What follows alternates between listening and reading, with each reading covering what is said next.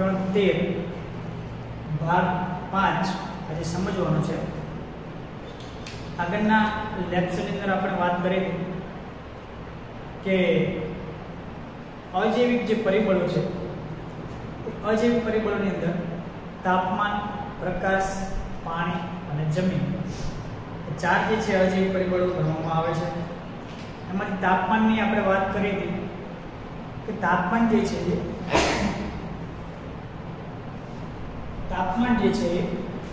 કેવી રીતના અજૈવિક પરિબળ સ્વરૂપે અને જૈવ વિવિધતામાં મદદ કરે છે। તાપમાનના કારણે આપણે જે કંઈ પણ માની લો કે યુરીથર્મલ હોય જે વધારે સહન કરી શકતા હોય, રણ છે તો ત્યાં તાપમાન વધારે હોય તો ત્યાં જૈવ વિવિધતા અલગ હોય છે। ઠંડો વિસ્તાર હોય તે તાપમાનમાં ફેરફાર જોવા મળે છે તો ત્યાં જૈવ વિવિધતા ટૂંકમાં અલગ જોવા મળે છે, બરાબર। યુરીથર્મલ અને સ્ટીનોથર્મલ આ બંનેની આપણે ચર્ચા કરી તેની આપણને યાદ રહેવું જોઈએ, વ્યાખ્યા છે, પૂછાય છે, કેટલાક ઉદાહરણો આપણે એની અંદર સમજ્યા હતા।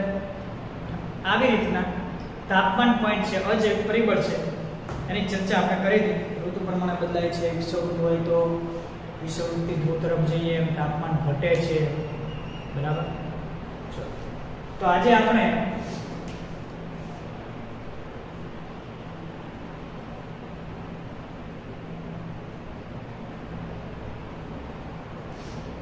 અજૈવિક પરિબળની અંદર પાણી વિશે ચર્ચા કરીશું, પ્રકાશ વિશે, જમીન વિશે, બરાબર। એમાંથી આપણે પહેલો પ્રકાર લઈએ પ્રકાશ, ટૂંકમાં પહેલો જે છે આપણે તાપમાન ભણ્યા, આજે આપણે લઈએ પ્રકાશ। હવે કોઈ પણ વનસ્પતિ હોય તો એના માટે પ્રકાશ જરૂરી તો છે જ, બરાબર। વનસ્પતિ પ્રકાશ સંશ્લેષણની ક્રિયા કરે છે તો એને પ્રકાશની જરૂર તો છે જ, એના આગળ ચાલે નહીં। બીજું પ્રાણીઓ છે તો પ્રાણીને પણ પ્રકાશની જરૂર હોય છે। કેવી રીતના? તો ઘણા પ્રાણીઓ હોય તો એ પ્રકાશ એટલે કે ટૂંકમાં આપણે કહીએ ને કે અંધકાર સારે સંધ્યા ટાણ હોય, પછી કેટલાક પક્ષીઓ છે ઉડી અને પોતાના માળા તરફ જતા હોય, કેટલાક પ્રાણીઓ છે તે પોતાનું નિવાસસ્થાન તરફ પ્રાણીઓ જતા હોય, બરાબર। પ્રકાશની હાજરીના કારણે કેટલીક પ્રવૃત્તિઓ જે છે એ રોજબરોજની પ્રવૃત્તિઓ કરે છે, બરાબર। તે પ્રકાશને કારણે છે। અંધારો થાય તો એ પોતાના નિવાસસ્થાન તરફ જાય છે, સવારે પાછા એ બહાર નીકળે છે અને પોતાની જે ક્રિયા છે રોજબરોજની ચાલુ રાખે છે, બરાબર। કેટલાક રાત્રે શિકાર કરે છે, દિવસે આરામ કરે છે। તો આ જે વાત છે કોની સાથે સંકળાયેલી છે? તો પ્રકાશ સાથે સંકળાયેલી છે। પ્રકાશના કારણે એ નક્કી કરે છે પ્રાણી, બરાબર। તો પ્રકાશ જે છે આપણા માટે એક બીજા નંબરનું એ પરિબળ છે મુખ્ય, બીજા નંબરનું એ મુખ્ય પરિબળ ગણવામાં આવે છે, બરાબર। અજૈવિક પરિબળ વનસ્પતિ માટે આપણે કહીએ તો પ્રકાશ સંશ્લેષણ માટે જરૂરી છે। શેના માટે જરૂરી છે? પ્રકાશ સંશ્લેષણ કરવા માટે જરૂરી છે। ખોરાક બનાવવા માટે પ્રકાશ જરૂરી છે, આપણે નાનપણથી ભણતા આવ્યા છીએ। બીજું છે પુષ્પોદ્ભવ પર પણ અસર કરે છે।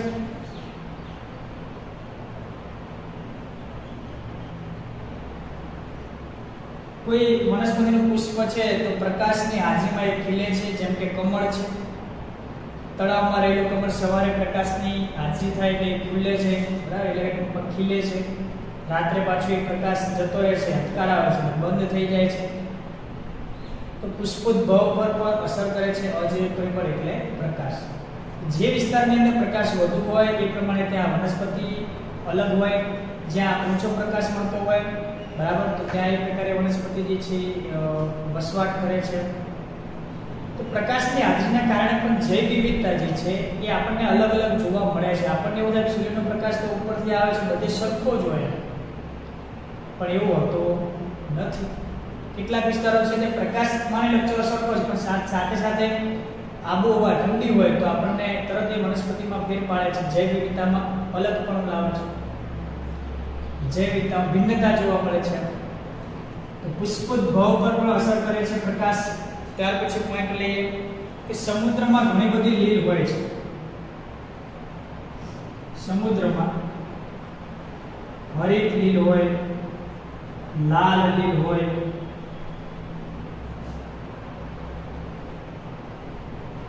બદામી લીલ જોવા મળે, ઘણી બધી લીલ જોવા મળે છે. તો આ જે લીલ છે એ પ્રકાશના આધારે એના સ્તર જોવા મળે છે. કોના આધારે? પ્રકાશના આધારે. પ્રકાશ જે છે દરિયાના પાણીમાં છેક ઊંડે સુધી જઈ શકતો નથી. પ્રકાશના કિરણ માટે એવું કહી શકીએ, જાની વાલી કિનારા, આ શબ્દ આપણે સાંભળ્યો છે બરાબર, જાની વાલી કિનારા. તો જાંબલી રંગ છે બરાબર, વાદળી રંગ છે, એની અંદર ઘણા બધા પ્રકાશ, ઘણા બધા રંગોનો પ્રકાશ જે છે એની અંદર વર્ણપટમાં જોવા મળે છે. એક પ્રકાશના કિરણમાં, એક પ્રકાશનું કિરણ એમાં આટલા બધા રંગોવાળા કિરણ હોય એટલે આપણને મેઘ ધનુષ્ય જે છે એ 7 રંગોનું દેખાય છે.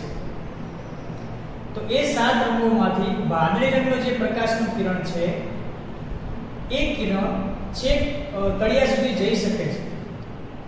સમુદ્રમાં તળિયા સુધી એ જઈ શકે છે. એનો મતલબ કે સમુદ્રમાં છે ઊંડે સુધી પ્રકાશ પહોંચતો હોય એવી તરંગલંબાઈ ધરાવતો હોય, વધુ તરંગલંબાઈ વાળો પ્રકાશ જે છે કયો? તો વાદળી રંગ. બરાબર. તો વાદળી રંગ જે છે નીચે સુધી જાય છે અને એના કારણે લાલ કલરની જે લીલ છે એ આપણને છેક તળિયે જોવા મળે છે.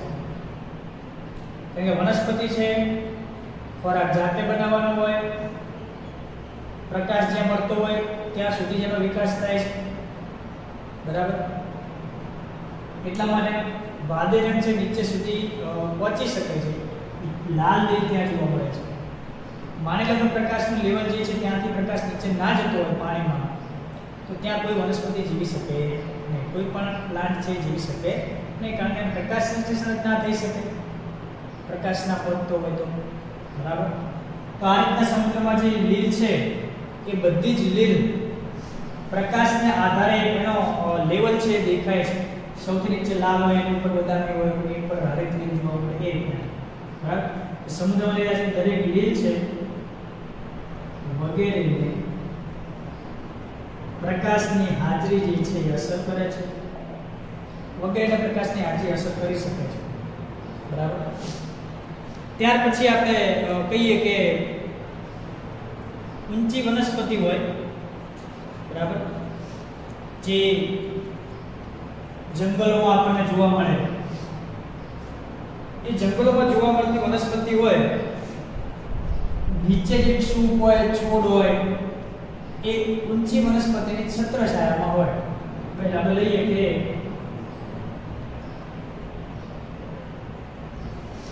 જંગલમાં રહે છોડ, સૂપ ઊંચી વનસ્પતિની, તો ઊંચી વનસ્પતિના છત્રછાયામાં જોવા મળે, જેને પ્રકાશની જરૂર છે. જંગલમાં આપણે જઈએ તો નીચે પણ વનસ્પતિના પ્લાન્ટો, કેટલાક છોડ અને સૂપ તરીકે હોય છે, ઊંચી વનસ્પતિઓ પણ હોય છે. તો એ ઊંચી વનસ્પતિના કારણે નીચે જે છત્રછાયામાં, એની છત્રછાયામાં નીચે જે પ્લાન્ટ છે એને પ્રકાશની જરૂર હોય છે, તો જે પ્રકાશ સંશ્લેષણ કરી શકે છે. તો એના માટે એની અંદર ઘણા બધા અનુકૂલનો જે છે એ વનસ્પતિએ પ્રાપ્ત કર્યા હોય છે. અનુકૂલન એટલે તો એની હેબિટ, ટેવ, એ ઊંચી જે વનસ્પતિ હશે એની નીચે રહે છે છતાં પણ પ્રકાશની જરૂર છે, તો એ પ્રકારનું એનું હેબિટ હશે, એ પ્રકારનું અનુકૂલન હશે. તો અહીંયા પણ આપણને પ્રકાશને લગતો એ ટોપિક, પ્રકાશની જરૂર છે એવું આપણને ખબર પડે, તો જ એનો વિકાસ થઈ શકે છે. પ્રકાશ જે છે બીજું તાપમાન સાથે પણ સંકળાયેલો ટોપિક છે. પ્રકાશ ને તાપમાન આમ અલગ અલગ છે, પણ બંને પ્રકાશની હાજરી હોય તો જ તાપમાન જે છે પરિબળ, અજૈવિક પરિબળ તૈયાર થાય. પ્રકાશ જમીન ઉપર પડે છે એટલા માટે જમીન જે છે ગરમ થાય છે, પાણી હોય તો ગરમ થાય, તો એના કારણે તાપમાન વધે છે. બરાબર. એવી રીતના પ્રકાશ છે તો એ તાપમાન સાથે સંબંધિત એક જૈવિક પરિબળ ગણાય. બે અલગ છે છતાં પણ નજીક છે એવું આપણે કહી શકીએ. બરાબર. ચલો, તો પ્રકાશ જે છે એ આપણા માટે અને વનસ્પતિ માટે જરૂરી છે. પ્રાણીઓ માટે કેવી રીતના જરૂરી છે? પ્રાણીઓ માટે, વનસ્પતિ માટે અલગ અલગ આપણે સમજીએ. પ્રકાશ સંશ્લેષણ હોય, પુષ્પોદ્ભવ હોય, સમુદ્રમાં જે લીલ છે એ પણ વનસ્પતિ સમુદાયમાં ગણી શકીએ આપણે. છોડ વૃક્ષો અહીંયા પણ. પ્રાણી માટે મહત્વ કેમ ધરાવે છે?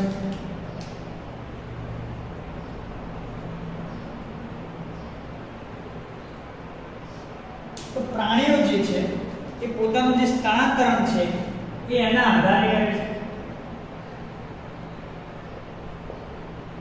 પ્રાણી માટે પ્રકાશનું શું મહત્વ? તો આપણે તો કોઈ પ્રકાશ સંશ્લેષણ કરવાનું હોતું નથી, બરાબર. પણ સ્થળાંતરણ માટે આપણે જોયું હોય કે ઘણા પક્ષીઓ હોય, આપણી આજુબાજુ કેટલાક પક્ષીઓ જોઈએ, રોજબરોજ આપણે જોઈએ તો આપણને ખબર પડે કે અંધારું થાય ત્યારે પછી એ પક્ષીઓ કોઈ દેખાતા નથી, એટલે ટૂંકમાં એના જે નિવાસ સ્થાન છે ત્યાં જતા રહે છે. તો એ પ્રકાશના આધારે પોતાનું સ્થળાંતરણ જે છે એ કરે છે.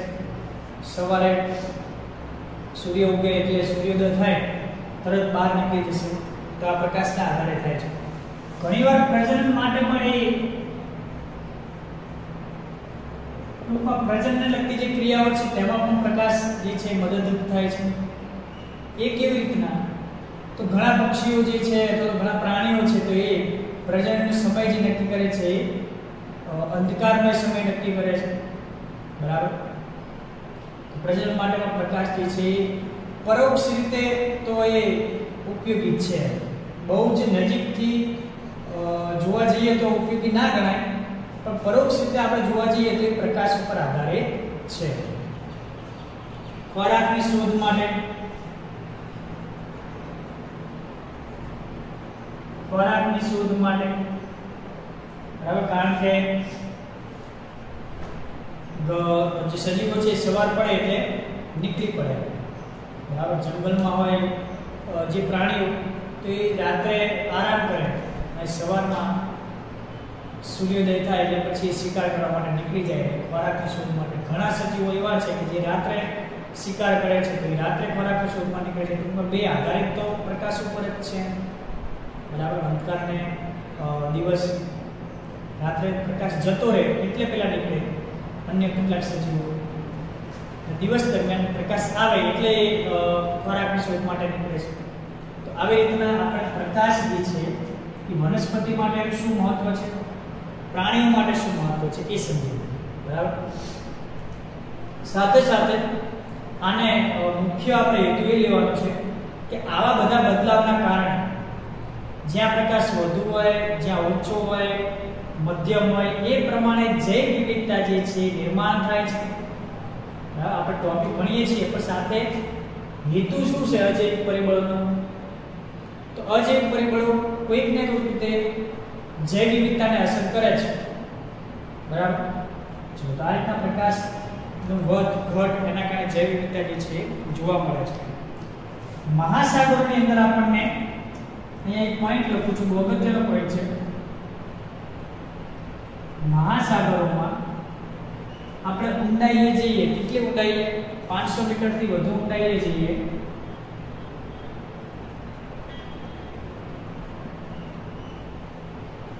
તો ત્યાં આપણને લાલ કલરની લીલ જોવા મળે છે. કઈ? કેમ લાલ કલરની? તમે હમણાં કીધું હતું તમને કે વાદળી રંગની તરંગ લંબાઈ વધુ જોવા મળે છે. અને વાદળી રંગની તરંગ લંબાઈ વધુ એટલા માટે દરિયાના પાણીમાં, મહાસાગરના પાણીમાં છેક નીચે સુધી જઈ શકે છે, એટલા માટે ત્યાં લાલ જે લીલ જોવા મળે છે. તો આ એક પ્રકાશને આધારિત ઉદાહરણ છે, બરાબર. ચલો, તો આટલી વાત છે આપણે પાણીની પ્રકાશની અંદર કરી છે. ત્યાર પછી લઈએ પાણી. પાણી કેવી રીતના ઉપયોગી બને છે?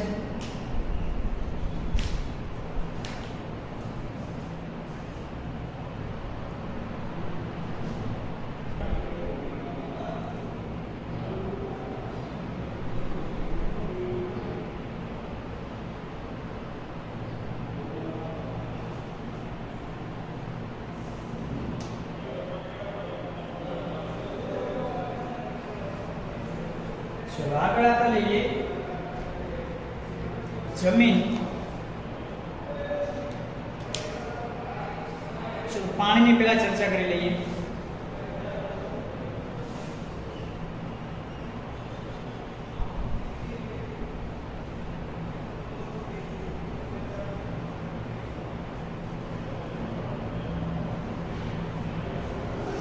નીચેથી તમને બોર્ડમાં દેખાતું નહીં હોય એટલે આપણે ઉપર જ પોઈન્ટ એના લખીશું. પાણી. તો પાણી પણ વનસ્પતિ અને પ્રાણી માટે એટલું જ મહત્વનું પરિબળ ગણવામાં આવે છે જે રીતે તાપમાન, પ્રકાશ છે. બરાબર. સોરી વિદ્યાર્થી મિત્રો, તો પાણી જે છે એ સજીવને અસર કરતું એક મુખ્ય પરિબળ આપણે ગણી શકીએ છીએ. રણ વિસ્તાર હોય તો ત્યાં ઓછું પાણી જોવા મળે, સમુદ્રનો કિનારો હોય તો ત્યાં આપણને વધુ જોવા મળે છે. બરાબર. આમ જોવા જઈએ તો પ્રકાશ કરતાં પાણી પણ વધારે મહત્વનું છે. બરાબર. એટલે આપણે બીજો નંબર જે છે પાણીને પણ આપી શકીએ છીએ. ત્રીજા નંબરે પ્રકાશ છે એ રાખીએ. અત્યારે કેટલાક પ્રશ્નોત્તરી વિકલ્પ છે એમાં આપણને આપે તો આવી રીતના પૂછાય છે. નંબરિંગ પૂછવામાં આવે છે. તો નંબરિંગની અંદર પાણી છે આપણે બીજા નંબરનો રાખી, ત્રીજા નંબરે આપણે પ્રકાશને રાખીશું. બીજા નંબરનું મહત્વનું પરિબળ પાણી જે છે એ રણ વિસ્તારમાં એની ઉપલબ્ધિ ઓછી હોય એટલે ત્યાંના જે સજીવો છે એમનું અનુકૂલન એ પ્રમાણે પાણી ઓછું જોઈએ એ પ્રકારે એ જીવે છે. જેમ કે ઊંટ છે તો ઊંટની અંદર ઉપર આપણે એની ખૂંટ કહીએ છીએ, ત્યાં એ પાણીનો સંગ્રહ પોતાના શરીરમાં એક કોથળી જેવી રચના હોય એમાં એ પાણીનો સંગ્રહ કરે છે. બરાબર. તો એ પ્રકારનું અનુકૂલન છે. જેવી પાણીની માત્રા એવી રીતના ત્યાંના સજીવો એ અનુકૂલન ધરાવે છે.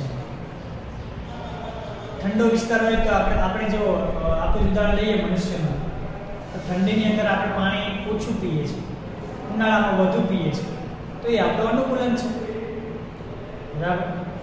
ઉનાળા માટે, શિયાળા માટે, ચોમાસા માટે આપણે કેવી રીતના જીવીએ છીએ આપણું અનુકૂલન છે. ચોમાસામાં આપણે વરસાદ પડે રેનકોટ પહેરી નીકળીએ, ઉનાળામાં નીકળી ના નીકળીએ તો એ આપણું અનુકૂલન છે. બરાબર. આપણે જેવું પર્યાવરણ છે, જેવું વાતાવરણ છે એવું આપણે અનુકૂલન પ્રાપ્ત કરીએ છીએ. તો એવી રીતના જે પ્રમાણે પાણીની માત્રા છે એ પ્રમાણે દરેક સજીવ છે એ અનુકૂલન છે એનામાં જોવા મળે છે. બરાબર. તો પહેલું લઈએ કે પાણીની સાંદ્રતાનો વ્યાપ. એવો પોઈન્ટ લઈએ, પાણીની સાંદ્રતાનો વ્યાપ. એટલે કે તો એવું કહી શકું કે જ્યાં પાણી ક્ષારવાળું હોય એક કરીને જલીય સજીવો માટે આપણે લઈએ કે જલીય સજીવો છે તો એ પાણીની અંદર રહેલો ક્ષાર જે છે, ખારું પાણી હોય, મીઠું પાણી હોય, એના આધારે પોતાનું જીવન જે છે આગળ વધારે છે. તો જલીય સજીવો છે તો એ પોતે પાણીની ગુણવત્તા એના માટે મહત્વની છે. જલીય સજીવો માટે પાણીની ગુણવત્તા ઉપયોગી છે. સારી ગુણવત્તા હોય તો એ પ્રમાણે સજીવો ત્યાં રહે છે. બરાબર. ગુણવત્તાની અંદર આપણે કયા પોઈન્ટ જે છે લઈ શકીએ તો આપણે ક્ષાર કહીએ, રસાયણ કહીએ, પીએચ કહીએ. બરાબર. Potential of hydrogen.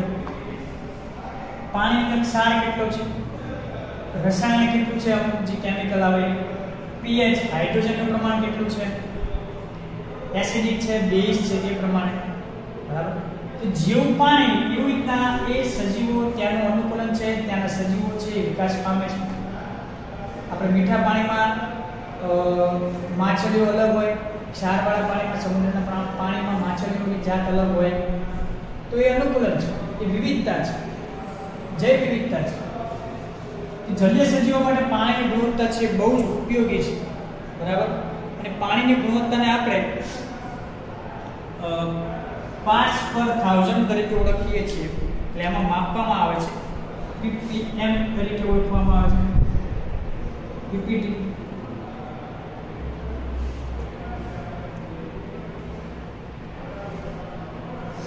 પીપીટી તરીકે આપણે આપી શકીએ છીએ આને પૂરું નામ લઈએ પાર્ટ્સ પર 1000 બરાબર પાર્ટ્સ પર 1000 તો આ જે છે એ નું માપ છે કે એને ક્ષારનું પ્રમાણ કેટલું છે હું એમ કહું કે ભાઈ 50 પીપીટી બરાબર તો 50 પીપીટી છે એની અંદર માત્રા છે કેટલું શુદ્ધ પાણી છે બરાબર એના માટે માપવા માટેના એકમ છે તો આ રીતના માપવામાં આવે છે તો જે મીઠું પાણી છે આપણી આજુબાજુ જે કંઈ પણ મીઠું પાણી હોય અંતઃસ્થલીય જે પાણી હોય એમાં ક્ષારનું પ્રમાણ કેટલું હોય અંતઃસ્થલીય પાણી અંતઃસ્થલીય એટલે બીજું એ પણ જોઈ શકીએ કે જે તળાવ છે બરાબર એ પાણી તો અંતઃસ્થલીય પાણીની અંદર 5 પીપીટી થી ઓછું જોવા મળે છે 5% જ પીપીટી જોવા મળે છે ક્ષારનું પ્રમાણ 5% છે ટૂંકમાં શુદ્ધ પાણી છે બરાબર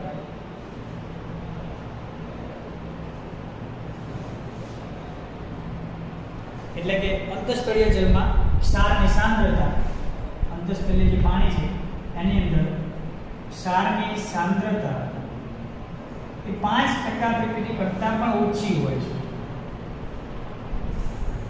5% કરતાં ઓછી ક્ષારની માત્રા હોય છે એ મીઠું પાણી કહેવાય બરાબર એવી રીતના આપણે સમુદ્ર લઈએ તો સમુદ્રની અંદર સમુદ્રમાં ક્ષારની સાંદ્રતા તો સમુદ્રની અંદર આપણને 100% પણ જોવા મળે છે અથવા તો 30-35 પીપીટી એ જોવા મળે છે 30 થી 35 પીપીટી જોવા મળે છે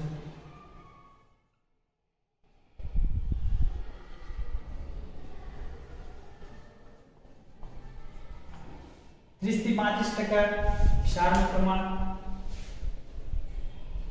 સમુદ્રમાં હોય છે બરાબર પછી અત્યંત ખારા સરોવર હોય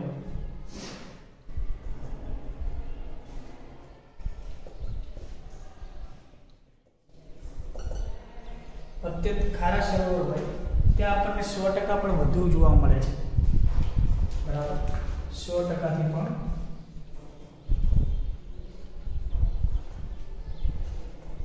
વધુ ક્ષાર જોવા મળે છે અત્યંત ખારા સરોવર આપણે એવું સાંભળ્યું હોય કે એક બે સરોવર એવા છે કે ત્યાં આપણે તરીએ તો ચલો કેટલાક લોકો તરતા ના આવે તો એ પણ એ તળાવની અંદર એમના ઉપર જ રહે છે એનું શરીર કારણ કે ક્ષારની માત્રા એ પાણીમાં કેવી હોય છે બહુ જ વધુ હોય છે 100% થી પણ વધુ હોય તો એને કઠિન પાણી કહેવાય કેવું પાણી કહેવાય કઠિન પાણી કઠિન પાણી છે આપણા શરીરને ઉપર રાખે છે કારણ કે એની સાંદ્રતા જે છે બહુ જ ઘટ્ટ સાંદ્રતા જોવા મળે છે એટલા માટે એ આપણને ઉપર રાખે છે મહત્વ શું હોય જોઈએ મહત્વ શું પાણીનું મહત્વ તો આપણા શરીરમાં જેટલી પણ જૈવિક પ્રક્રિયાઓ ચાલે છે બરાબર એના માટે પણ એ મહત્વનું છે પાણી મનુષ્ય પ્રાણીઓમાં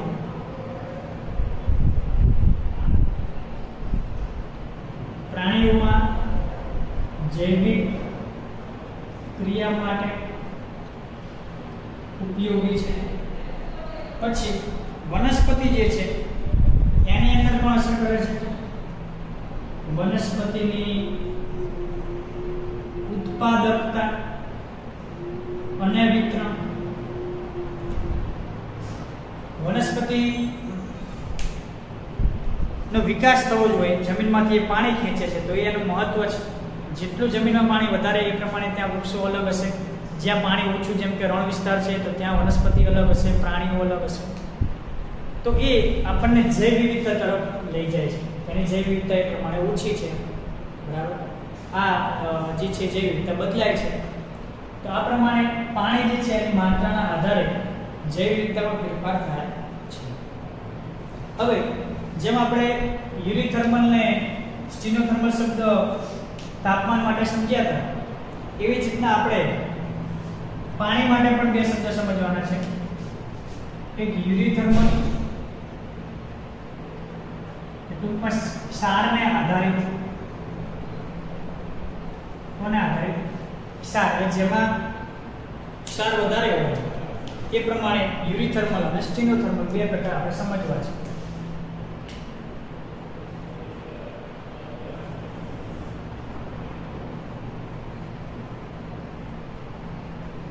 બરાબર. તો યુરીથર્મલ હોય તો એને આપણે કહીએ છીએ જે સજીવો ક્ષારની માત્રા વધારે સહન કરી શકે. બરાબર. કેવા કેટલાક સજીવો ગમે એટલો ક્ષાર હોય તો એ સહન કરી શકે, ત્યાં જીવી શકે છે, તેને યુરીથર્મલ કહેવામાં આવે છે.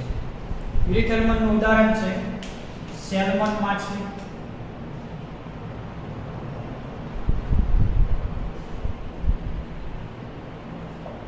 સેલ્મન માછલી જે છે એ વધારે ક્ષારવાળા પાણીમાં પણ જીવી શકે છે. એના માટે એની અંદર અનુકૂલન હોય છે. સ્ટીનોથર્મલ છે તો જે સજીવો ક્ષારની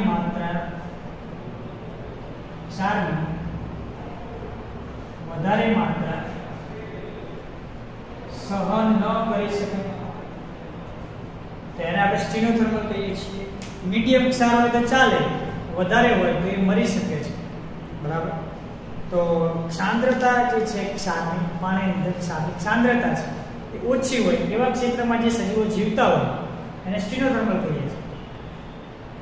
ક્ષારની માત્રા વધારે હોય તો એને આપણે યુરીથર્મલ તરીકે ઓળખીએ છીએ. સ્ટીનોથર્મલની અંદર આપણે ઘણા બધા આવી શકીએ છીએ, ઘણા બધા સજીવો હોય છે. બરાબર. હવે ઘણા એવા હોય કે ઘણા સજીવો એવા હોય કે મીઠા પાણીમાં ના જીવી શકે. બરાબર. ઘણા સજીવો એવા હોય કે ખારા પાણીમાં ના જીવી શકે.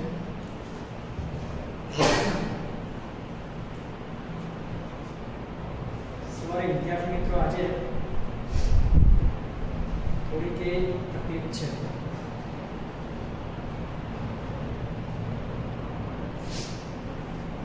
ચલો, તો આ રીતના પાણીનો જે આપણે ટોપિક છે ક્લિયર થાય છે. તો એક અજૈવિક પરિબળ છે, એના કારણે વનસ્પતિમાં શું બદલાવ આવે છે, પ્રાણીમાં શું બદલાવ આવે, એનું શું મહત્વ છે. યુરીથર્મલ પાણી માટે ક્ષારને આધારિત છે, ક્ષારનું પ્રમાણ વધુ, બરાબર, ઓછું, એ પ્રમાણે એના બે પ્રકાર પડે છે. બંનેના ઉદાહરણ છે અહીંયા સેલ્મન માછલી ખાસ યાદ રાખવાનું છે. નીચે સ્ટીનોથર્મલમાં ઘણા બધા સજીવો આવે છે, એના ઉદાહરણ આપણે કોઈ યાદ રાખવાની જરૂર છે નહીં. હવે પાણી જે છે એનું એક સરસ મજાનું એ થિયરી સમજીએ કે માની લો કે મીઠું પાણી હોય, બરાબર,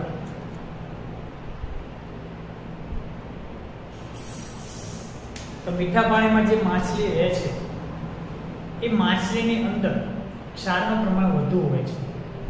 પાણી મીઠું છે, માછલી પોતે વધારે ક્ષાર ધરાવે છે. બરાબર. તો માછલી પોતે વધારે ક્ષાર ધરાવે છે તો ત્યાં આશ્રુતિની ક્રિયા થાય છે. કઈ ક્રિયા થાય છે? આશ્રુતિની. આશ્રુતિની ક્રિયા ક્યાંથી કઈ બાજુ હોય? તો કે વધુ સાંદ્રતાથી ઓછી સાંદ્રતા તરફ પાણીનું જવું. બરાબર. પાણીનું જવું. તો માછલી જે છે એ વધારે ક્ષાર ધરાવે છે અને બહાર બાજુ મીઠું પાણી છે, તો પાણી જે છે એ માછલીમાંથી બહાર જશે કે બહારથી માછલીમાં આવશે? તો કે જે તળાવનું પાણી છે મીઠું, એ પાણી માછલીની અંદર આવે છે કારણ કે ક્ષારનું પ્રમાણ માછલીમાં વધારે છે. બરાબર. તો આ રીતના બહારનું પાણી માછલીની અંદર આવે એટલે માછલીની અંદર જે ક્ષારનું પ્રમાણ એને જોઈતું હોય છે એ નથી રહેતું.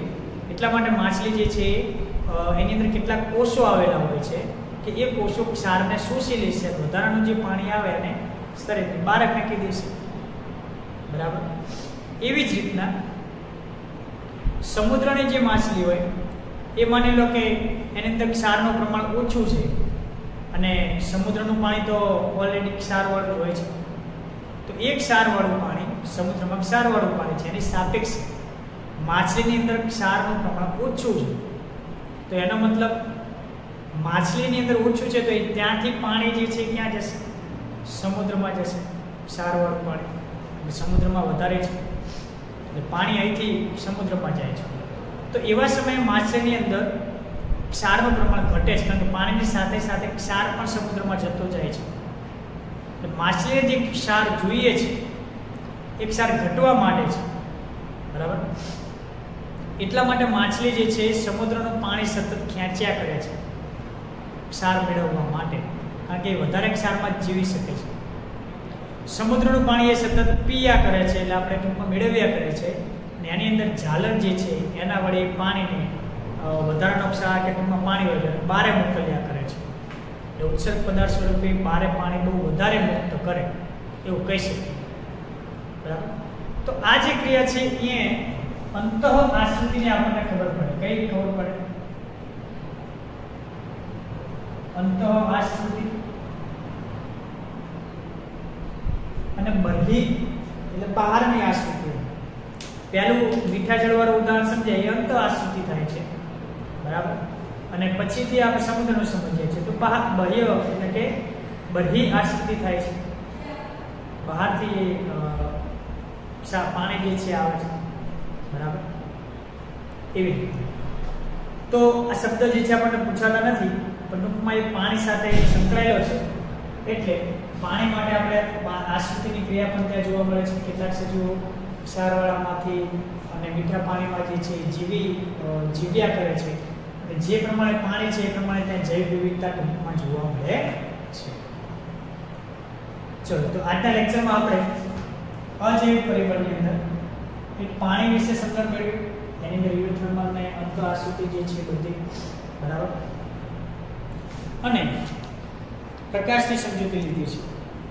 આવતા લેક્ચરમાં આપણે જમીન વિશે છેલ્લો જે જૈવિક પરિબળ છે, સોરી અજૈવિક પરિબળ, એના વિશે આપણે સમજૂતી લેવાની છે. Thank you.